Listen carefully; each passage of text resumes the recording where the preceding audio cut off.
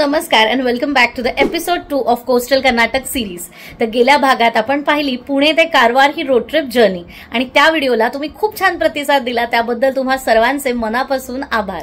या भागामध्ये आपण पाहणार आहोत कारवार मधली काही प्रेक्षणीय स्थळं आणि त्यासोबतच एक अशी इटरी जी गेले 25 वर्ष इकडच्या लोकांना ऑथेंटिक कारवारी पद्धतीचं जेवण खाऊ घालते। पण गेल्या व्हिडिओचा एंड आपला रूम टूर पाशी येऊन थांबला होता, त्यामुळे सगळ्यात अगोदर पाहूया इकडची room tour. So let's get started. तर बेसिकली आमची जर्नी आहे पुणे ते उडुपी आणि ह्या प्रवासात एका रात्रीच्या हॉल्ट पुरती आम्ही रूम बुक केली होती कारवारमध्ये। ही एक AC स्टँडर्ड रूम आहे जिथे सगळ्या बेसिक ॲम्युनिटीज, टीव्ही, वॉर्डरोब, त्यामध्ये लॉकर, त्यासोबतच एक डबल बेड, चांगल्या वर्किंग कंडिशन मधला AC, dressing unit, side tables, kettle, teapoy, sofa सगळं चांगल्या स्थितीत होतं। त्यासोबतच रूमला व्ह्यू सुद्धा खूप छान होता। खोली अतिशय क्लीन, स्वच्छ, नीटनेटकी आणि स्पेशियस होती। त्यासोबतच टॉयलेट्स एकदम स्क्विकी क्लीन होते आणि एक चांगली गोष्ट म्हणजे वॉश बेसिनला सुद्धा गरम पाण्याचा सप्लाय होता। हे एक 3 स्टार हॉटेल आहे जे एका मॉलच्या आतमध्ये स्थित आहे। तर बेसिकली पहिल्या मजल्यावर मॉल आहे आणि वरचे 3 मजले हे हॉटेल आहे जिथे रूम्स आणि त्यांचा किचन अँड डायनिंग एरिया आहे। हे आहे हे हॉटेलचं रिसेप्शन। दिवाळी नुकतीच झाली आहे त्यामुळे हे डेकोरेशन तुम्ही बघू शकता आणि इकडे वेगळे ब्रेकफास्टसाठी काहीही पैसे भरायचे नव्हते। बुफे ब्रेकफास्ट इथे अवेलेबल नव्हता। भरलेल्या रूमच्या कॉस्टमध्ये त्यांनी सगळ्यांसाठी कॉम्प्लिमेंटरी ब्रेकफास्ट इथे ठेवलेला आहे। बुफे सिस्टीम नाहीये पण ब्रेकफास्ट लिमिटेड नव्हता। एक्स्ट्रा गोष्टी ॲट नो एक्स्ट्रा कॉस्ट ते देत होते आणि अतिशय टेस्टी ब्रेकफास्ट होता। किती वाजता पोहोचलो कारवारला? काल आपण 5 वाजता पोहोचलो। तर काल आम्ही कारवारला पोहोचलो संध्याकाळी 5 वाजता आणि 12 तास लागले पुण्याहून इथे पोहोचायला आणि त्यानंतर आम्ही ठरवलं थोडा वेळ आराम करूया आणि मग जेवायला बाहेर पडू। पण आम्ही जे संध्याकाळी झोपलो ते डिरेक्टली दुसऱ्या दिवशी म्हणजे आज उठलो, त्यामुळे खूप भूक लागलेली, काही बोललो नाही, खाल्लं आणि लगेचच इथून सकाळी चेकआउट केलं। तर हे हॉटेल एका मॉलच्या आतमध्ये आहे। वरचे पूर्ण फ्लोर्स आणि खाली एक मॉल आहे। हा आहे मेन रोड कारवारमधला आणि इथे हे आसिया बिझनेस पार्कमध्ये वरचे जे मजले तिथे हे अमन इंटरनॅशनल हॉटेल आहे आणि हा तुम्ही बघू शकता अगदी मेन रोडला आहे। आणि Kali river garden, Rabindranath Tagore beach हे काही 2-3 खूप फेमस स्पॉट्स आहेत इकडचे, जे पाहण्यासाठी हे हॉटेल अगदी सोयीचं आहे। गाडी आत पार्किंगला तुम्ही लावल्यानंतर तुम्ही रिक्षाने सुद्धा फिरू शकता इकडे। म्हटलं जसं मॉलमध्ये पार्किंग असतं तसंच मॉलच्या आतमध्ये गाडीचं सेफ पार्किंग आहे। आणि म्हातारी माणसं असतील तर ह्या 1, 2, 3, 4, 5 पायऱ्या चढून तिथून लिफ्टने तुम्ही हॉटेलमध्ये जाऊ शकता। पण जो म्हातारी माणसं ज्यांना 4 पायऱ्याही चढवणाऱ्या नसतील तर इथून येणार ते पॉईंटने मग तुम्ही हॉटेल स्किप करा। आणि इथून खाली गेलात तर बेसमेंटपासून इथे ग्राउंडला यायला लिफ्ट नाही आहे, तर तिथे तेवढी बॅग उचलावी लागू शकते, त्यामुळे इथे बॅग घेऊन तुम्ही वरती लगेच जाऊ। Welcome back to Food Safars, मी Nupur and I welcome you to आपला चॅनल फूड सफर्स नूपुर सुमुख। तुमच्या जर्नीचा दिवस दुसरा आहे आणि कालच आम्ही पुण्यापासून प्रवास करत कारवारला आलोय। ही एक पुणे ते उडुपी अशी कोस्टल कर्नाटक रोड ट्रिपचे सिरीज आहे आणि ह्यात बरेच मल्टी एपिसोड अशी ही सिरीज असणार आहे आणि पहिला एपिसोड आपल्या चॅनलवर येऊन गेलेला आहे जे की जर्नी आहे आपली पुणे ते कारवार रोड ट्रिप व्हिडिओ, तर तो नक्की पहा। आणि ह्या व्हिडिओमध्ये आपण कारवार पाहणार आहोत। So let's get started. दाखवलं त्याप्रमाणे तुम्ही पाहू शकता अगदी प्रॉपर सिटीच्या आतमध्ये आहे अमन इंटरनॅशनल, त्यामुळे तुम्ही इथे राहिलात तर लोकल ऑटोज इथे बघा आणि हिरव्या रंगाच्या आहेत। दिल्लीत जशा ग्रीन आणि येल्लो असतात दिल्लीमध्ये, आपल्या इथे ब्लॅक, इथे ब्लू आणि ब्लॅक येल्लो दोन्ही टाईपचे ऑटोज आहेत। ह्या इलेक्ट्रिक आहेत मला वाटतं, ज्या त्या ब्लॅक अँड त्या ब्लू अँड व्हाईट कलरच्या आहेत इलेक्ट्रिक ऑटोज आणि अतिशय सिटीच्या एकदम सिटीमध्ये आहोत आपण प्रॉपर, त्यामुळे इथून सगळं काही जवळ आहे। आता आपण निघालेलो आहोत रवींद्रनाथ टागोर बीच पाहण्यासाठी आणि हा बीच अवघा 700 मीटर्स की अर्धा किलोमीटर या अंतरावरती आहे। 300 मीटर आहे अगदी, इथे पाहू शकतो आम्ही जस्ट हॉटेलमधनं निघालोय आणि it is just 550 metres, so अगदी अर्धा किलोमीटरच्या अंतरावर हा बीच आहे। इथे बघूच शकता तुम्ही मॅपमध्ये सुद्धा, इथे होतं आपलं हॉटेल आणि इथे बीच कोस्ट दिसतोय आपल्याला। सो चला पाहूया आता रवींद्रनाथ टागोर लोकेशन किती जवळ आहे तिथून सगळी ते तुम्ही पाहिलं. आता सगळ्यात महत्त्वाचं म्हणजे एका रात्रीसाठी किती पैसे मोजले तर 2363 रुपये फक्त 2363 rupees for a night which is very very reasonable. आणि ह्या भागात अजून एक हॉटेल आम्ही पाहिलेलं ते म्हणजे हॉटेल ईडन, तर तुम्ही ते सुद्धा चेकआउट करू शकता. आता पोहोचलेलो आहोत बीचच्या इकडे. काही लोकांनी गाड्या लावल्यात पण 4 व्हीलर बीच पार्किंग पुढे आहे, तर आपण तिथे आता चाललेलो आहोत. आणि आता वाजलेत सकाळचे 9, त्यामुळे सगळं असं बंद बंदच आहे.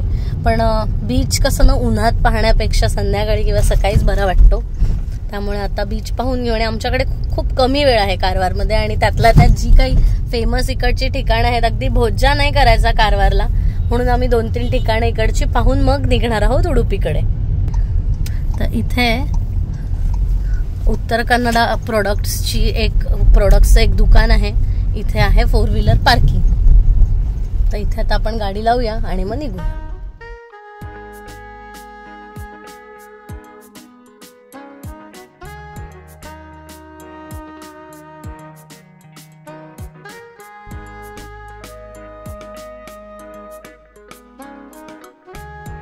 आपण गाडी लावून इथून आलेलो आहोत आणि इथे एक छोटीशी ही गार्डन आहे आणि या गार्डन मधूनच आपण पण एक वाट आहे, ही वन ऑफ द वेज आहे. आणि म्हणजे ही एक वाट आहे. मी 4 व्हीलर पार्किंगच्या दृष्टीने तुम्हाला सांगते. जर तुम्ही रिक्षाने आलात तर कदाचित रिक्षावाला तुम्हाला दुसऱ्या एखाद्या एंट्रन्सने सोडेल आतमध्ये. आता आम्ही आलेलो आहोत इथे 4 व्हीलर पार्किंग मधनं गार्डन थ्रू आपण बीचकडे चाललेलो आहोत. हा समोर जो दिसतोय तो आहे सुंदर असा रवींद्रनाथ टागोर बीच.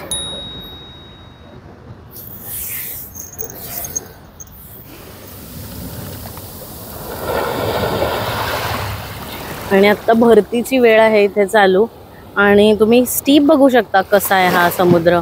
है ना सोमू, काय वाटतं तुला? स्टीप आहे हा बीच. आणि नॉर्मल बाकीच्या बीचेसवर आपण जेवढा गेलेलो आहे तिथेच असं एक आपण समजा 15-20 फूट आत गेल्यानंतर पण पाणी कमरेपर्यंत किंवा छातीपर्यंत येऊ शकतं. इथे असं वाटतंय लुकिंग ॲट दिस स्लोप की एक 5-6 फूट आतमध्ये गेल्यावर पण पाणी कमरेच्या वर जाऊ शकतं. एकूण असं वाटतंय आतमध्ये आपण काय जायचं नाही, पण बघता फर्स्ट ग्लान्स मध्ये हा एक अंदाज वाटतो. पण तुला आठवतंय आपण गोकर्णाच्या मिडल बीचवर गेलेलो, तिथे पण असा स्लोपच होता. हो, पण तिथे स्लोप होऊन पुढे आतमध्ये स्टीप नव्हता, आतमध्ये नॉर्मल होता. हा जरा असं वाटतं. येस, इथे पण बोटिंग करतायत लोक समोर ह्याच. आणि मला वाटतं आपल्याला वॉरशिप म्युझियम साठी कसं आहे बघायला लागेल. ते लाईट हाऊस आहे का तिथे? हा, तिथे लाईट हाऊस आहे. ओके, हे इथून लांबनं बघितलं तर एक लाईट हाऊस दिसतंय. हे लाईट हाऊस ऑयस्टर रॉक आयलँडचं लाईट हाऊस आहे. देवगड आयलँड पण म्हणतात त्याला. आणि हा बाजूला आयलँड आहे तो काहीतरी मोगेरागुडा आयलँड म्हणून नाव आहे.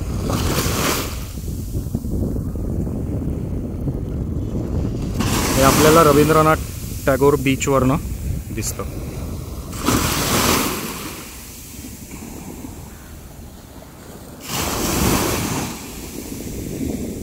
प्रोनाऊन्सिएशनसाठी सॉरी जर चुकलं असेल तर, पण वाचून जे काय वाटलं प्रोनाऊन्सिएशन ते मी बोलून दाखवलं.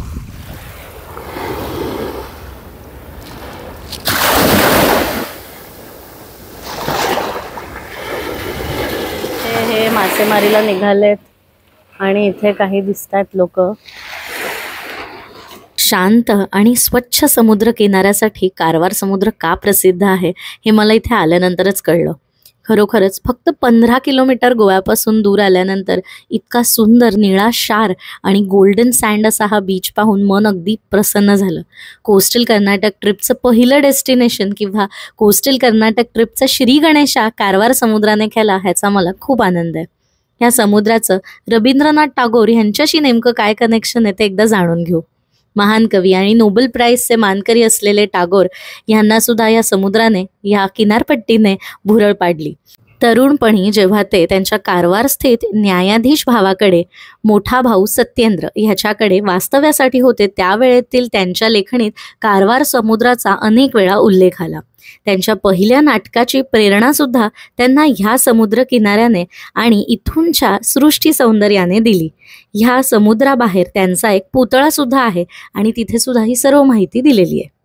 इथे खूप ॲक्टिव्हिटीज अवेलेबल आहेत. आम्ही आत्ता अगदी सकाळी सकाळी आलेलो आहोत. वॉटर स्पोर्ट्स ॲक्टिव्हिटीज सुद्धा इथे करता येतात. या समुद्रामध्ये बरेच जण पोहायला वगैरे येतात, पण आय डाऊट किती सेफ आहे हे. इथे काही ॲक्टिव्हिटीजसुद्धा आहेत. पार्क ॲक्टिव्हिटीज म्हणजे जायंट व्हील वगैरे इकडे दिसते, पण हे माझ्या मते संध्याकाळी चालू असेल. इथे एक म्युझिकल फाउंटनसुद्धा आहे. तर साधा ह्या ॲक्टिव्हिटीज किती वाजता होतात काय ह्याची माहिती मी ह्या व्हिडिओच्या खाली इथे किंवा ह्या व्हिडिओमध्ये खाली लिहून तुम्हाला देईल. आणि बाकी म्हणाल तर एक हिस्टॉरिक इम्पॉर्टन्स आहे ह्या समुद्राला. आणि कारवारमध्ये आला तर नक्की इथे येऊन जा. गोल्डन सँड बीच आहे. वाळू पाहू शकता तुम्ही, ही अगदी सोनेरी अशी आहे आणि एकदम निळाशार समुद्र आहे. म्हणजे आत्ता सकाळी वाजलेत 9, फार ऊन नाही आहे आणि पाऊससुद्धा नाही आहे आणि किती सुंदर दिसतोय बघा हा समुद्र. निळं आकाश, निळं निळं पाणी आणि गोल्डन अशी ही सँड. Very beautiful. थोडंसं झूम करून दाखवते. डोंगरांवर पूर्ण म्हणजे अगदी काय म्हणतात झाडांनी पूर्ण बहरलेले असे हे डोंगर आहेत. आणि हो, जे फेमस ह्या समुद्राचं महत्त्व ह्यासाठी सुद्धा आहे कारण 1971 साली 1917मध्ये जे इंडो पाक वॉर झालं होतं, इंडिया पाकिस्तान वॉरच्या वेळेला आपल्या नेव्हीने खूप उत्तम खूप उत्तम अशी कामगिरी बजावली होती. आणि त्यावेळेला बोट आहे, मिसाईल लॉन्चर शिप, ज्यातून हे वॉर करण्यासाठी ज्यातनं मिसाईल्स लॉन्च केल्या गेल्या होत्या. तर ती मिसाईल इथे आता वॉरशिप म्युझियम म्हणून त्या बोटीला त्यांनी केलेलं आहे आणि ते सुद्धा पाहायला आपण जाणार आहोत. आपलं पुढचं डेस्टिनेशन तेच असणार आहे आणि ह्यामुळे ह्याला एक हिस्टॉरिक महत्त्वसुद्धा आहे ह्या समुद्राला. तर निश्चित इथे आल्यावर हा समुद्र पाहायला या.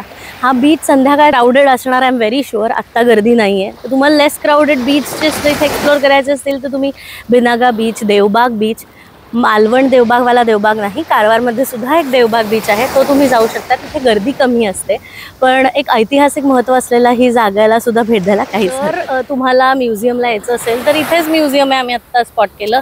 तर हा कारवार बीच आणि इथे हे जिथे हा विमानाचा विंग दिसतंय आपल्याला, इथेच INS चॅपल म्युझियम.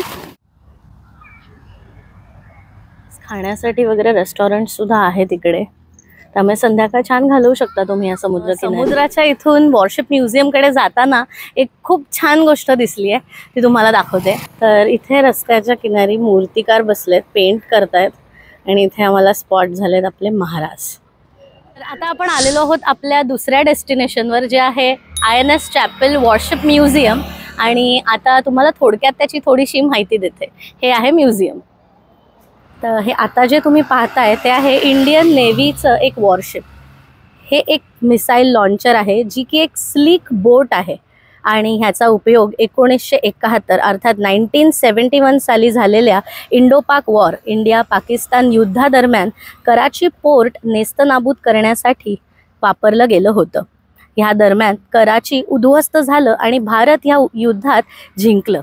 भारताने हे युद्ध जिंकल्यानंतर यातील 8 सैनिकांना वीर तर 2 सैनिकांना परमवीर चक्राने सन्मानित करण्यात आलं. स्लीक मिसाईल बोटचे कोड नेम K-94, तर वजन 245 अर्थात 245 टन इतके असून 37 नॉट्स इतका त्याचा स्पीड आहे. 5 मे 2005 पासून ह्या शिपला डिकमिशन्ड करण्यात आले आणि त्याला एका म्युझियमचे स्वरूप देण्यात आले. ह्याच्या आतमध्ये तुम्ही स्टाफचे बराक, त्यांचे युनिफॉर्म्स, इंजिन रूम्स आणि एक्सटर्नल मिसाईल गन्स हे सगळं इथे पाहता येतं. एकंदरीतच नौदलाच्या समुद्री जीवनाची झलक तुम्हाला इथे पाहायला मिळेल. आता हे विमान जे तुम्ही पाहताय त्याचे नाव आहे Tupolev Tu-142M. हे एक अँटी सबमरीन आणि मॅरीटाईम सर्व्हिलियन्स म्हणजेच सागरी देखरेख विमान आहे. अल्बेट्रॉस हे ह्याचे टोपण नाव, ते त्याच्या प्रचंड पंखांच्या विस्तारामुळे. कारगिल युद्ध, मालदीवमधील ऑपरेशन कॅक्टस आणि श्रीलंकेतील मोहिमांसह महत्त्वाच्या मोहिमांसाठी याचा वापर करण्यात आला आणि हे सुद्धा आपल्याला इथे पाहायला मिळते. पहिलेच होतो लाईनीत, पहिलंच तिकीट काढून आता चाललेलो आहोत. तर त्यांनी आता सांगितलं पहिले शिपच्या आतलं सगळं बघून घ्या, मग प्लेन पहा. आणि now we are heading towards the museum.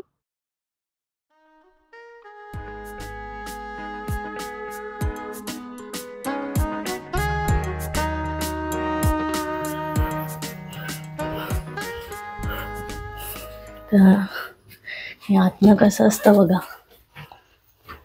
15 मिनिटाची एव्ही डॉक्युमेंटरी इथे दाखवण्यात येते, पण त्या दिवशी त्याबद्दल काहीच चर्चा इथे नव्हती आणि आम्हाला ह्याबद्दलची माहिती नंतर मिळाली.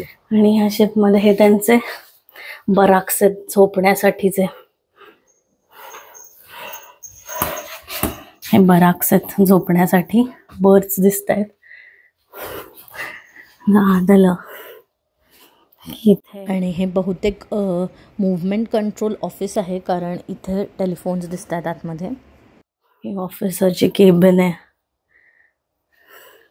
आणि ही इंजिन रूम. आणि मला माझ्या मामाची आत्ता खूप आठवण येते, कारण तो एक इंजिन ऑफिसर आहे. आणि हे इथे लावलेले एअर कंडिशनर्स आत्तासुद्धा ऑपरेशनल आहेत, फुली फंक्शनल आहेत. Engine room, control room, officers cabin हे सगळं इकडे आपल्याला पाहायला मिळतं. ही ज्युनियर ऑफिसर केबिन आहे, त्यावेळेचे पीसीज जुन्या पद्धतीचे. आणि इथे आत आल्यानंतर डॉक्टर, खलाशी, कॅप्टन ह्या सगळ्यांचे पुतळे सुद्धा त्यांनी उभारलेत. आणि आम्ही पहिले आलो त्यामुळे हे अख्खं रिकामं असल्या कारणाने आम्हाला रिकामं मिळालंय सगळं. हो बघूया, इकडच्या मिसाईल्स वगैरे बघून घेते मी.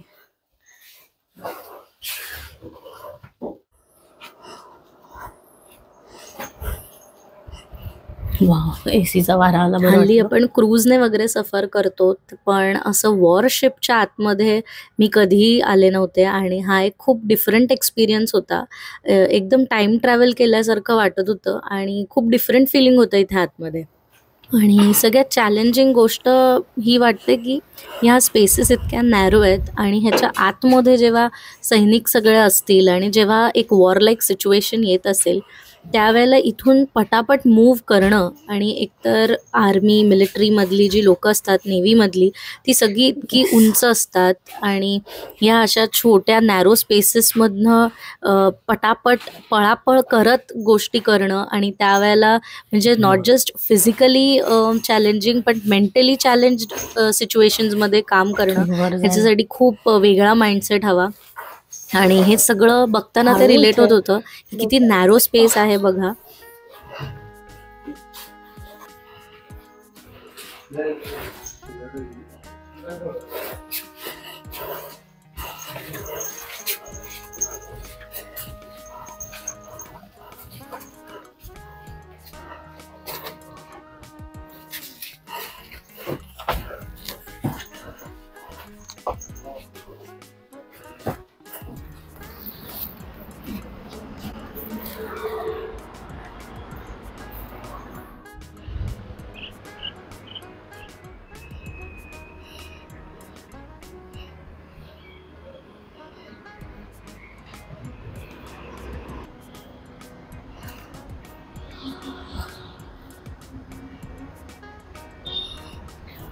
हे मिसाईल लॉन्चर आहे या शिपवरचं, या वॉरशिपवरचं.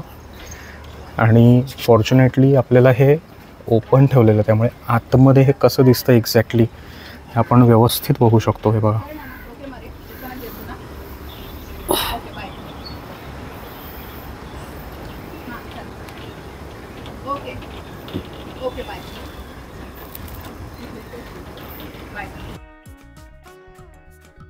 आपण पाहून आलेलो कारवार समुद्र आणि हे सबंध वॉरशिप म्युझियम. आणि आम्ही आता ह्या शिपमधून इथून वर आलो आहे आणि आता आपण जाणार आहोत ते विमान पाहायला. आणि आता हे फायटर प्लेन आपल्याला पाहायचं आहे, टुपोलेव TU-142M. फायटर प्लेनच म्हणावं लागेल ना. फायटर प्लेनच आहे. फायटर प्लेन मध्ये आल्यानंतर आतमध्ये बहुतेक काय I don't know, may be bomber वगैरे असेल काय, कारण दिसत नाही कुठं काही लिहिलेलं. सगळ्यात चांगलं म्हणजे 50 रुपीज यांचं एंट्री फी आहे इथे, पण सगळीकडे AC लावलेले आहेत त्यामुळे कोंदट नाही अजिबात. आणि सुमुखला आल्याला एकदम सुंदर असा अरोमा आला, असं त्याने एकदम हे केलं, फ्रेग्रन्स. इंजिन रूमचा असा डिझेलचा अरोमा. हा हा. अच्छा, ज्यांना पेट्रोल डिझेल वगैरे अशा गोष्टींचे रॉकेलचे वास वगैरे आवडतात त्यांनी कॉमेंट करा व्हिडिओ खाली.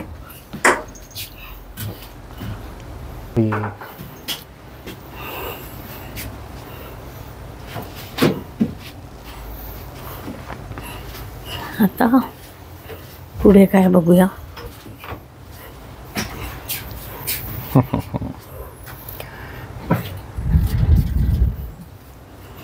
हे असं माहितगार माणूसच इथे माहिती देऊ शकतो, किंबहुना इथे काहीतरी माहितीची ऑडिओ किंवा माहितीचं काहीतरी असं बोर्ड वगैरे ठेवायला पाहिजे की ह्याचं काय काम असतं, ह्याचं काय काम असतं. आपल्याला वाटेल इथे लपून बसण्यासाठी किंवा जिओ पॉलिटिक्स आणि बाकी सगळं पॉलिटिक्स बाजूला, पण एक जेन्युइन गोष्ट, हे विमान कुठल्या सालचं आहे आय रिअली डोंट नो, मी कुठली माहिती वाचली नाही आहे, पण looking at this condition of the aircraft looks like की हे 1975 1970s मधलं वगैरे असावं. पण ह्याच्या कंपोनंट्सवर रशियनमध्ये लिहिलेलं आहे बघा. त्यामुळे रशियाची आणि आपली पार्टनरशिप किंवा रशिया आणि आपलं कनेक्शन रिलेशन कधीपासून आहे हे आपण बघू शकतो. आणि मला सारखं असं वाटत होतं की जसं ASI एखाद्या ठिकाणी त्याचे बोर्ड्स लावते, तिथे ते एक स्कॅन कोड देते, जिथे तो कोड स्कॅन करून आपण त्या जागेची सगळी माहिती वाचू शकतो, तसं काहीतरी इथे करायला हवं. कारण प्रत्येक वेळी आपण जिथे जातोय तिथूनची माहिती आधीच वाचून आपण जात नाही, आपण आधी पाहायला जातो काय आहे. त्यामुळे आता हे जे कॉकपिट आहे किंवा इथे जे काही ह्या सीट्स आहेत, आता इथे 2-2 प्रकारचे कॉकपिट्स पाहायला मिळाले, किंवा आता एक्झॅक्टली कशाचं काय फंक्शन असतं हे एखाद्या नॉन आर्मी बेस किंवा ज्यांच्याकडे काहीच मिलिटरीचं बॅकग्राऊंड नाही आहे ती लोक हे काहीच सांगू शकत नाही. त्यामुळे काहीतरी इन्फॉर्मेशन देणारं असं इथे त्यांनी ठेवायला पाहिजे असं मला सारखं जाणवत होतं. पण परत मी तेच म्हणेन की इथे नक्की यायलाच हवं, कारण हा इथे आतमधनं फिरण्याचा जो एक्सपिरियन्स आहे ना, हा आपण खरंच म्हणजे मी तरी आजवर माझ्या आयुष्यात कुठे घेतला नव्हता. त्यामुळे असं ज्यांना ह्या सगळ्या क्षेत्रांचं, ज्या लहान मुलांना आकर्षण आहे किंवा ज्यांना कुतूहल आहे, त्या सगळ्यांनी इकडे नक्की व्हिजिट करा. आणि तुम्ही उंच असाल तर असं सगळीकडे तुम्हाला झुकत जावं लागतं. किती वेळा लागला? 4 वेळा आपटलो. किती वेळा लागलं? 4 वेळा. त्यामुळे माझ्यासारखी कमी हाईट अशा वेळेला फायद्याची. बर, तर हे जे मिसाईल आहे ती 4 मिसाईल्स ह्या वॉरशिपमध्ये ह्यामध्ये कॅरी केली जातात असं इथे खाली. परमवीर चक्र 2 देण्यात आली, त्यातलं एक परमवीर चक्र हे मेजर राम रघोबा राणे यांना देण्यात आलं. ते रिटायर झाले होते 68 साली आणि जन्म 94 मध्ये गेले आणि जन्म 1918चा. 11 November death. Awarded 5 times mention in despatches. Amazing. मला विचारायला इथे यावं का, तर 100% कारवारमध्ये आलात तर अगदी बीच जितके आपण पाहतो कुठे गेल्यावर, तर तितकंच महत्त्वाचं आहे ते म्हणजे हे अशा ठिकाणी लहान मुलांना आणणं. खास करून ह्या ज्या जागा आहेत, म्हणजे आपण नेहमी बघत राहतो ह्याच्यामध्ये आपल्या मूवीजमध्ये किंवा वेब सिरीजमध्ये, ज्याच्यामध्ये आपण पाहतो शिप्स बघतो, वॉरवर निघालेले ते वेसल्स बघतो, प्लेन्स बघतो, पण आपल्याला त्याच्या आतमध्ये एक्झॅक्टली कसं असतं ते फक्त क्लोजअप शॉट्समधनं किंवा काही ह्याच्यातनं कळतं कसं आहे. पण अगदी मुलांना आणून आवर्जून दाखवण्यासारखी ठिकाणं, आणि हे शेवटी ओरिजिनल आहे. इथे परमवीर चक्र देण्यात आलेलं आहे. ह्या युद्धात हे वापरलं गेलं होतं आणि त्याच्यानंतर इकडे 2 परमवीर चक्र आणि 8 वीर चक्र देण्यात आली आपल्या सैनिकांना. त्यामुळे आवर्जून इथे घेऊन या लहान मुलं असतील तुमच्याकडे, आणि तुम्ही मोठे जरी असला तरी पण नक्कीच ही जागा पाहण्यासारखी आहे. 50 रुपये एंट्री फी आहे आणि ती अगदी वसूल आहे पैसा, कारण आतमध्ये सगळीकडे एक तर AC आहे, त्यामुळे तुम्ही हे शांतपणे बघता, काही कोंदट वाटत नाही, काही नाही. अर्थात आम्ही आज सकाळी उघडल्याच आलो, त्यामुळे गर्दीसुद्धा जास्त नव्हती. Very nice experience and I would highly recommend this place.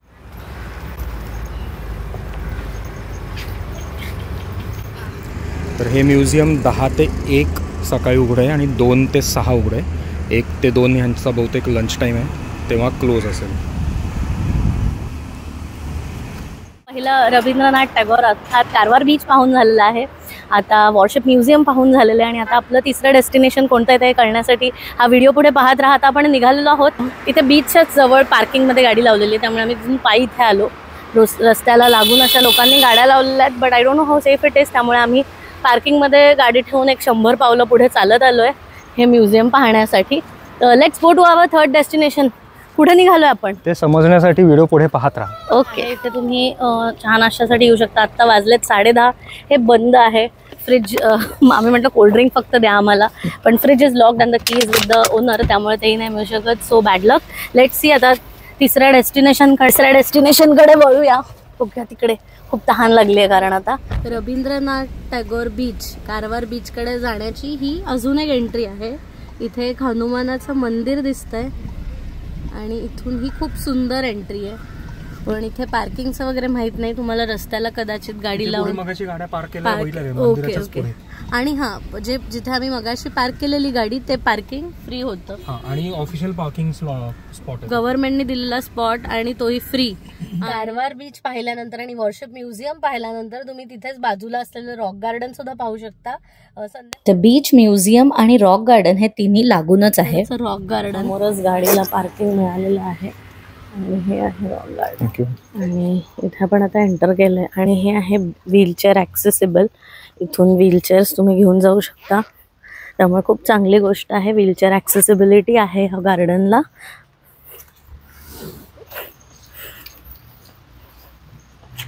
तर आता आपण आलेलो आहोत कारवारमधील रॉक गार्डनमध्ये आणि आता ह्या रॉक गार्डनची सफर आपण करूया. आणि आता इथे बऱ्यापैकी पावसामुळे सगळं चिकट झालेलं आहे.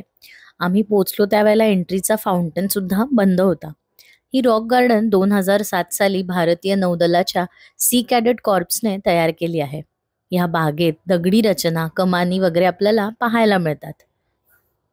हे रॉक गार्डन कारवारमधील एक लोकप्रिय पर्यटन स्थळ आहे.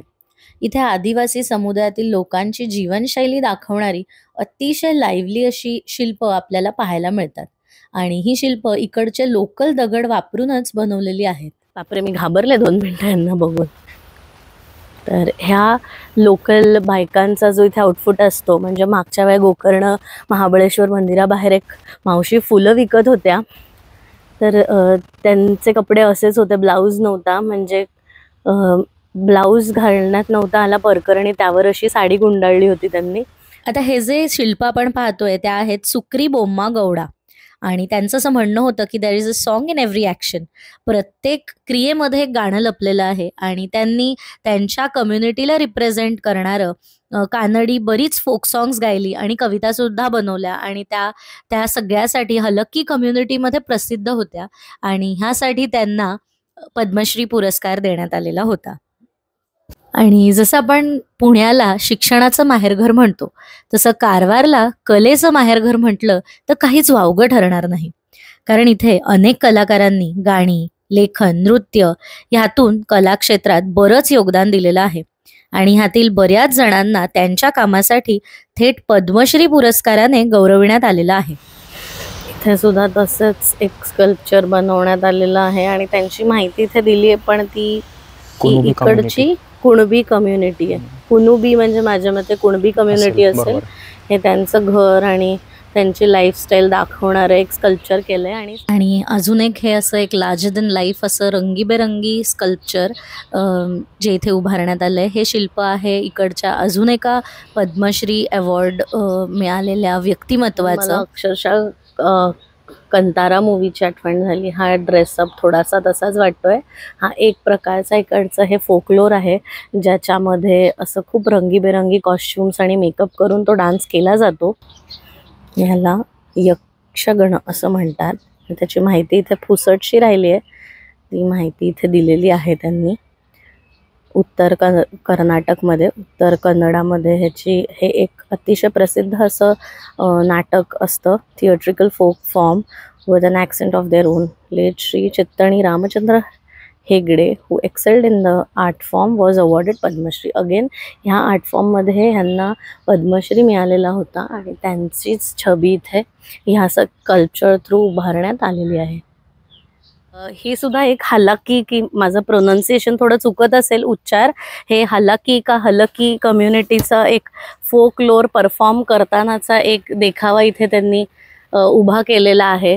हे पाहून मला आठवण झाली आपल्या इकडच्या कणेरी मठ कोल्हापूरचा जो आहे, तिथे सुद्धा असंच एक वारीचं त्यांनी केलेलं आहे आर्ट फॉर्म. हे तसंच, ते जास्त भव्य दिव्य आहे ह्यापेक्षा, पण हे पाहून मला त्याचीच आठवण झाली. त्यांची सिद्धी कम्युनिटी, अर्थात माझ्या मते ही इकडची जी ट्रायबल कम्युनिटी असते त्यांना दाखवणारं हे एक बनवलेलं आहे आर्ट फॉर्म. त्यानंतर इथे अजून एक कम्युनिटी, अशा निरनिराळ्या कम्युनिटीज इथे पाहायला मिळतील. सगळ्या काही मी तुम्हाला दाखवणार नाहीये. बाकीच्या कम्युनिटीज पाहण्यासाठी तुम्ही स्वतः इकडे भेट द्या. आणि इथे बसायला काही जागा केलेल्या आहेत. खूप छान अशा ह्या ग्रीन स्पेसेस आहेत आणि इथे एक छान वन डे पिकनिक तुम्ही करू शकता. आतमध्ये बसून खाण्यासाठी परवानगी आहे, पण इथे मला कुठेही वॉशरूम्स दिसले नाहीत आतमध्ये. भारद्वाज पक्षी तो सहसा असा कधी ओपनमध्ये दिसत नाही.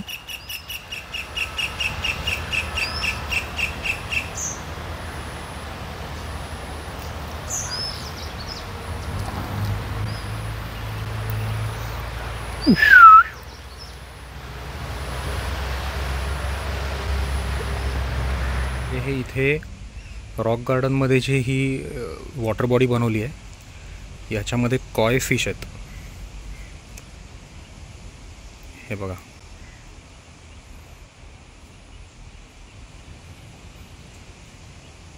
आणि ह्याच पॉन्डमध्ये एक साप सुद्धा स्पॉट केला समुखने. आणि तुम्ही जर आमचा दिव्यागरचा व्लॉग पाहिला असेल तर त्यात द स्ट्रीम हे रिसॉर्ट मी दाखवलंय. तर तिथे ह्याचं छोटं व्हर्जन पाहिलं होतं ह्या झाडाचं, तर इथे त्याचं मोठं व्हर्जन पाहायला मिळालं. हे खूप मोठं झालं इथे झाड, केळीच्या पानांसारखं दिसतं. I don't know the exact name, पण हे प्रचंड मोठं इथे पाहिलं आम्ही आत्ता. इथे गवळी कम्युनिटी पण होती दाखवलेली. हे काय आहे माहितीये का, तर ही एक कंट्रोल रूम आहे एका लाईट हाऊसची. आणि कोणत्या लाईट हाऊसची, तर आपण तुम्हाला मगाशी सुमुखने समुद्रावरनं कारवार बीच अर्थात रवींद्र टागोर बीचवरून जे लाईट हाऊस त्याने तुम्हाला दाखवलं होतं, त्या लाईट हाऊसची एक कंट्रोल रूम ही होती. ते पाडण्यासाठी परवानगी नाही म्हणून तो भाग तसाच इथे ठेवण्यात आलेला आहे. हा आत्ता जो तुम्ही पाहताय हा इकडचा सगळ्यात मोठा देखावा which celebrates the life of a fisherman. तर जी मासेमारी कम्युनिटी आहे उत्तर कन्नडामधली, अर्थात उत्तर कर्नाटकची सगळ्यात मोठी जी व्यवसाय किंवा जे त्यांचं मेन उत्पन्न आहे, ते मेन उत्पन्न फिशिंगमधून येतं. आणि एक भरपूर कष्ट करून जेव्हा एक मासा फक्त गळी लागतो त्यावेळेला जो आनंद त्यांना होतो तो व्यक्त करणारा देखावा इथे उभारलेला आहे त्यांनी. आणि इकडची जी रिवाइज्ड टायमिंग्स आहेत ती आहेत सकाळी 10 ते दुपारी 12:30 आणि दुपारी 3 ते 6. एंट्री फी आहे 40 रुपये फॉर ॲडल्ट्स आणि लहान मुलांसाठी 30 रुपये. जे आम्ही आता काली रिव्हर गार्डन इथे आलेलो आहोत.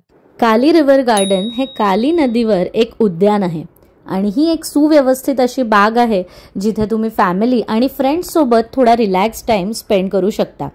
इथे फुलं, लहान मुलांसाठी प्ले एरिया, कॅफे, टॉयलेट्स वगैरे सगळं अवेलेबल आहे. गाडीसाठी बाहेरच पार्किंग आहे. तिकडेच एक रिक्षा स्टँड सुद्धा आम्ही पाहिला आणि ही संपूर्ण जागा व्हीलचेअर ॲक्सेसिबल आहे. अच्छा, इथे बहुतेक हे काली रिव्हर गार्डन जे आहे हे त्यांचं इथे राहण्यासाठीची सोय आहे इथे. तर इथे तुम्ही राहू शकता. काली रिव्हर जे आहे इथे ह्या काली नदीच्या किनारी तुम्ही राहून छान पीसफुल वेदरचा हे घेऊ शकता, आस्वाद घेऊ शकता. राहण्यासाठीचं ठिकाण आहे त्याचं नाव आहे नेचर्स डेक रिव्हरसाईड कबानास काली रिव्हर गार्डन. पण हे असे टेंट असले ना की मला एकच भीती असते अशा टेंटमध्ये. हम्पी सिरीज पाहिली का तुम्ही आमची हम्पी सिरीज जर पाहिली असेल तर त्यात आम्ही अशाच एका टेंटमध्ये राहिलो होतो आणि तिथे ना खालनं बेडूक वगैरे सहज आत येऊ शकतात. मला असं झाडांचे अर्थ आपण निसर्गात आहोत त्यामुळे पाली बेडूक वगैरे येतात आणि त्याची मला प्रचंड भीती वाटते. हा समोर जो तुम्ही पाहताय हा आहे काली रिव्हर ब्रिज आणि ही आहे संपूर्ण काली रिव्हर. आणि इथे तुम्ही बोटिंग सुद्धा करू शकता. इथे खूप वेगवेगळे पर्याय अवेलेबल आहेत आणि जी लोक हे रिसॉर्ट चालवतात आय थिंक त्यांच्यातलीच काही लोक तुम्हाला बोटिंगला घेऊन जातात. तर इथे बेसिकली एक बोट क्लब आहे आणि त्या बोट क्लब थ्रू तुम्ही काली नदीची सवारी करू शकता आणि वेगवेगळे ऑप्शन्स आहेत बोटिंगचे. आत्ता इथे पाऊस पडत होता आणि जास्त लोकांची रेलचेल सुद्धा नव्हती त्यामुळे बोटिंगचा फार काही उल्हास दिसत नव्हता. आम्ही गेलो तेव्हा एक गृहस्थ आम्हाला विचारायला आले की त्यांना सुद्धा कोणी कंपनीने त्यांना बोटिंग करायचं होतं पण पाऊस पडत होता त्यामुळे आम्हाला भिजण्याची इच्छा नव्हती त्यामुळे आम्ही बोटिंग आत्ता टाळलं. एक गृहस्थ होते त्यांना सोबत नव्हती. एका 5 ते 7 मिनिटाच्या राईडसाठी 800 रुपये इतका चार्ज सांगतायत ते स्पीड बोटसाठी. तर माणशी 200 रुपये अंदाजे तुम्ही पकडू शकता. 5 ते 7 मिनिटामध्ये ते तुम्हाला ही संपूर्ण काली नदी जी आहे त्याचं म्हणजे काय एक्झॅक्टली किती फिरवणार माहिती नाही, 5 ते 7 मिनिटात ते तुम्हाला हे सगळं दाखवून आणणार, एक फेरी मारून आणणार. तर त्या 4 माणसांचे 800 रुपीज त्यांनी सांगितलेले आहेत. पाऊस हलका हलका येतोय, ऊन नाहीये, त्यामुळे खूप शांत वाटतंय. पण आता पाऊस बऱ्यापैकी पडतोय. आम्ही छत्री आणली आहे, आम्ही 10 मिनिटं इथे शांत बसणार आहोत आणि मग इथून निघू. की पाऊस सुरू झालेला आहे. इथे हे वॉटर स्पोर्ट्स झोन आहे इकडे. हा म्हणजे इथे मे बी इथे तिकीट्स वगैरे विकत असतील संध्याकाळी. तर खूपच सुंदर रोमॅन्टिक वातावरण झालेलं आहे.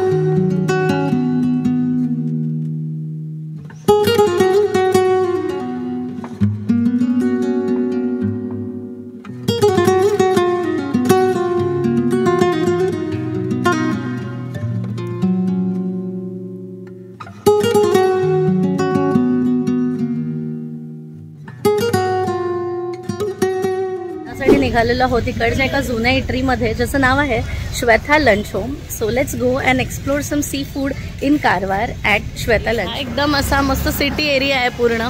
त्यामुळे गाडी आम्ही इथे जिथे पार्किंग मिळालं तिथे लावून एक थोडी पावलं चालत जाणार आहोत इकडे श्वेता लंच होमकडे.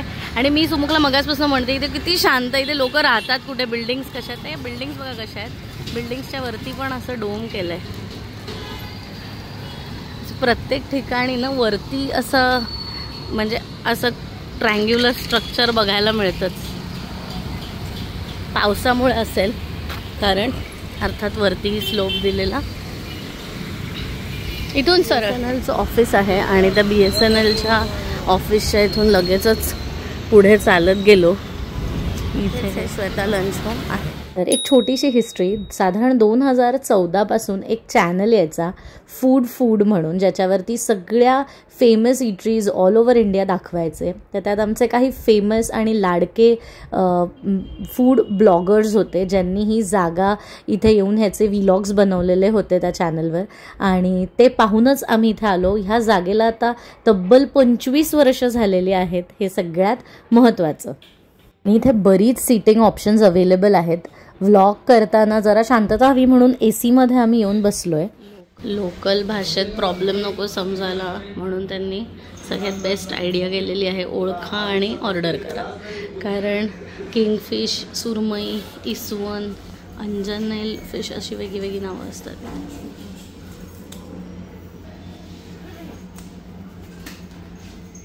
तुम्ही हार्डकोर फिशिटेरियन असाल तर ही जागा अक्षरशः मस्ट विजिट आहे. कारण कुठल्याही प्रकारचा मासा आहे इकडे अवेलेबल आणि सगळं फ्रेश. पण नॉर्मल रेग्युलर सेटिंग आहे. आम्ही आता इथे AC सेटिंग प्रिफर केले, कारण आपल्याला ना पुण्यावरून कुठल्याही कोस्टल साईडला आपण आलो की आपल्याला प्रचंड उकडतं. त्यामुळे आम्ही प्रेफर केलं इथे AC बसणं. रेट्समध्ये काही विशेष फरक नाही आहे. आणि आम्ही आता इथे मागवलं, मी एक प्रॉन्स मील मागवलं आहे, ज्याच्यामध्ये हाफ राईस 2 चपाती ऑप्शन असतो किंवा ओनली राईस नो चपाती असा ऑप्शन असतो. आणि काय काय तर तुम्हाला दाखवतो. सुमुखने अर्थात व्हेज मील घेतलं आहे, कारण इथे चिकन मील अवेलेबल नाही आहे, मटन मील अवेलेबल नाही आहे. कारण हे कारवार आहे, इथे लोक फिश खायला येतात पण फिश तो खात नाही, त्यामुळे त्याने व्हेज मील घेतलं आहे. तर दोन्ही तुम्हाला दाखवतो. आणि आम्ही साधारण सकाळी 9ला चेकआउट केलेलं आणि सगळी ही ठिकाणं जी तुम्हाला दाखवली ह्या अगोदर ती पाहून साधारण 1-1:30च्या सुमारे इथे आम्ही जेवायला आता पोचलेलो आहोत. थँक्यू. इकडची प्रॉन्स मील थाळी, प्रॉन्स मील, आणि ह्याच्यामध्ये सुरमईचं कालवण स्पेशल होतं, ज्याच्यात एक सुरमईची तुकडीसुद्धा येते. पण मी सुरमई कालवणातली खात नाही म्हणून त्यांनी मला ऑन स्पेशल रिक्वेस्ट हे प्रॉन्सचं करी दिलेली आहे. इथे 4 प्रॉन्स फ्राय आहेत. हे आपलं किसमूर असतं ना तसं दिसतंय फ्राय. हे लोणचं आहे आणि हे किसमूरसारखं आहे जवळ्याचं. सोलकडी आहे. हे काय मला चेक करायला लागेल. हे सुद्धा होते काय मोरी माशाचं आहे, विचारते मी हे काय. टिकल्यासारखं वाटतंय हे. I don't know what. ह्या 3ऱ्या दिल्या तिथे मला, 3ऱ्या फ्राय टाईप आहे. आणि हे आहे, हे बघायला लागेल काय. हे चना मसाला विथ आलू आहे. हे भेंडी आहे खोबरं घातलेली. त्याच्यानंतर हे मला वाटतं सांबार आहे. सांबार रस्सम टाईप. आणि हे रस्सम आहे, हे सांबार आहे. हे ताक आहे, दही आहे, 2 चपात्या, लोणचं, पापड आणि भात. म्हणजे फूड आयकॉन्स ज्यांना आम्ही फॉलो करतो त्यातले हे 2 ह्यांनी हे जागा रेकमेंड केली होती आणि म्हणूनच आम्ही इथे आलो होतो. Recommended almost on all good platforms. खाली हे नॉन AC पण आहे इथे. आम्ही AC मध्ये बसलो होतो. लंच टाईमला गर्दी बघा. आणि इकडच्या ग्राउंड फ्लोअर सीटिंगमध्ये हे नॉन AC सेक्शन आहे आणि तिथे सगळा मेन्यू इन डिटेल बोर्डवर लिहिलेला असतो आणि तो तिकडे वाचून तुम्ही डिरेक्टली ऑर्डर प्लेस करू शकता आणि पॉज करून फक्त काय काय फिश अवेलेबल आहेत ते चेक करा. इथे पण एक AC सेक्शन आहे. आय थिंक आम्ही इकडच्या AC सेक्शनमध्ये गेलेलो, AC सेक्शन 2 मध्ये. आणि वेटिंग तर अगदी कॉमन आहे. आम्ही निघेपर्यंत वरचं आम्ही बसलेलो ते AC सेक्शन पण फुल झालं होतं. How was your food? It was tasty, simple आणि Nupur, how was your food? अप्रतिम. म्हणजे प्रॉन्स रवा फ्राय तर छान अशा मोठ्या आणि त्या फ्रेश कोलंब्या. म्हणजे प्रॉन्सला असा वासच नाही फिशचा. इतकं ताजी आणि मच्छी असली की जास्त मीठ मसाला लावायची गरजच लागत नाही. तर मच्छीची ओरिजिनल चव जी हलकी कोलंबी गोडूच लागते तशी ती कोलंबीचं कालवण त्यांनी रिप्लेस करून दिलं मला सुरमईऐवजी. कारण कालवणातली मी त्यांना सांगितलं आम्ही खात नाही म्हणून सुरमई. तर ते होतं. त्याच्यामध्ये आंबट तिख होतं बांगड्याचं, म्हणजे आंबट तिखट आपण ज्याला म्हणतो किंवा तिखलं आपण जे बनवतो तसं बांगड्याचं होतं. बांगडा मी खात नाही तर मी ग्रेव्ही खाल्ली त्याची. तिसऱ्या छान होत्या, तिसऱ्या फ्राय पण होत्या थाळीमध्ये. किसमूरसारखं जवळ्याचं दिलं होतं त्यांनी. त्याच्यामध्ये नारळ होता, सुका नारळ जास्त होता, आपण ओला घालतो, आणि कांदा होता थोड्याफार प्रमाणात. अप्रतिम जेवण होतं. Highly recommended. कारवारमध्ये आला तर 100% तिकडे जेवायला याच तुम्ही. मच्छी रेकमेंडेड आहे. आता स्वीट डिश म्हणून मस्त ही वेलची केळी घेतली आहेत कारण मच्छीवर दुधाचं काही आईस्क्रीम वगैरे खाऊ शकत नाही, त्यामुळे ही वेलची केळी आता स्वीट डिश म्हणून खाणार होत आम्ही. आणि ह्या अंकलने आम्हाला कुठे गेले, ह्या अंकलने आम्हाला 10 रुपयाला 3 केळी दिली, वेलची केळी. ग्रीन स्ट्रीटवर आम्ही इथे जिथे गाडी लावलेली इथे आपण गेलो श्वेता लंच होमसाठी. जर तुम्हाला असं प्रॉपर लंच नसेल खायचं आणि तुम्ही कारवार सिटीमध्ये आहात नियर कारवार बीच एरिया तर तुम्ही इथे येऊ शकता. हे ताज फूड कोर्ट म्हणून आहे. ह्या ताज फूड कोर्टमध्ये तुम्हाला shawarma, tandoori items, sandwiches, chole bhature, pav bhaji वगैरे हे सगळं इथे ज्यूसेस अवेलेबल आहेत. तर in case you don't want to have full meals you can have snacks here. Karwar beach अर्थात रवींद्रनाथ टागोर बीचला गेलेलो त्याचा हा जो एंट्रन्स आहे, जो रस्ता हा ग्रीन स्ट्रीटकडे जातो, ही लेन, इथे श्वेता लंच होम आहे आणि इथे ताज फूड कोर्ट. तर हा मेन एंट्रन्स आहे बीचचा. तर मी तुम्हाला 3 एंट्रन्सेस दाखवले. एक एंट्रन्स जिथून आम्ही गेलो अर्थात जिथे 4 व्हीलरचं पार्किंग होतं गव्हर्नमेंटने केलेलं. दुसरं एक हनुमान मंदिर, तिथून एंट्री, आणि ही तिसरी एंट्री होती या बीचकडे जाणं. पाय मोकळे करण्यासाठी म्हणून आम्ही इथे कारवार सुपर बाजारला आलोय. घर संसार सारखं आहे. आता हे जरा एक्सप्लोअर करतो थोडंसं आणि मग गाडीत बसतो, कारण आता इथून आम्ही निघणार आहोत उडुपीसाठी आणि मग परत 3-4 तास अजिबात आमची चाल होणार नाही. सो म्हणून आता थोडंसं इथे फेरी फटका मारू दे. नंतर इथे थोडंसं शॉपिंग केलं आणि मग निघालो पुढच्या प्रवासासाठी. तर कारवार एक्सप्लोअर करण्यासाठी आमच्याकडे होते केवळ 4 ते 5 तास आणि तेवढ्या 4-5 तासात जितकी ठिकाणं आम्हाला दाखवता आली तेवढी मेजर अट्रॅक्शन्स कव्हर करण्याचा आम्ही या व्हिडिओमध्ये प्रयत्न केला आहे. ही अट्रॅक्शन्स सोडून अजून बरीच काही ठिकाणं आहेत, अशी बरीच पर्यटन स्थळं आहेत जिथे तुम्ही जाऊ शकता. ती कोणती ती आपण पटकन बघू. देवबाग बीच, तिळमाटी बीच, माजली बीच, त्यानंतर कोडीबाग बीच, हे सर्व बीच तुम्ही पाहू शकता.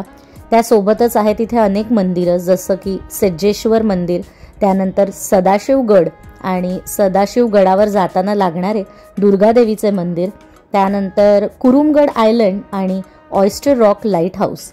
ही सगळी ठिकाणं तुम्ही इथे पाहू शकता तुमच्याकडे वेळ असला तर. आणि आमच्याकडून कुठलं पर्यटन स्थळ जर राहिलं असेल तर ते तुम्ही हा व्हिडिओ खाली नक्की कॉमेंट करून सांगा, म्हणजे जे कोणी कारवार ट्रिप प्लॅन करतायत ते तुमची कॉमेंट वाचून त्यांना हेल्प होईल. So thanks for watching this video आणि तुमचा सपोर्ट कायम असाच राहू दे. ह्या आधीच्या व्हिडिओला दिलेल्या सपोर्टसाठी मनापासून आभार. व्हिडिओ येत राहतील पुढे सुद्धा आणि नेक्स्ट व्हिडिओ असणार आहे आपला कारवार ते उडुपी ह्या जर्नीचा आणि त्याच्यामध्ये ब्युटिफुल असा मरवंथे बीच आपण पाहणार आहोत. त्यामुळे तो व्हिडिओ सुद्धा पाहायला अजिबात विसरू नका. हा व्हिडिओ पाहिल्याबद्दल तुमचे मनापासून आभार.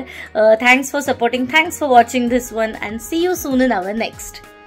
आणि हा व्हिडिओ इथपर्यंत पाहिला असेल तर नक्की व्हिडिओला एक लाईक द्या आणि काय आवडलं तर नक्की कॉमेंट करून सांगा. काही सजेशन्स असतील तर ती सुद्धा कॉमेंट्स थ्रू आम्हाला कळवा. आणि प्लीज प्लीज प्लीज या व्हिडिओला हाईप करा. तिकडे खाली हाईप बटन येईल तुम्हाला, तिथे तुम्ही 3 वेळा हाईप करू शकता व्हिडिओला आणि ते फक्त 1 आठवड्यापुरतं व्हॅलिड असतं. त्यामुळे नक्की व्हिडिओला हाईप द्या.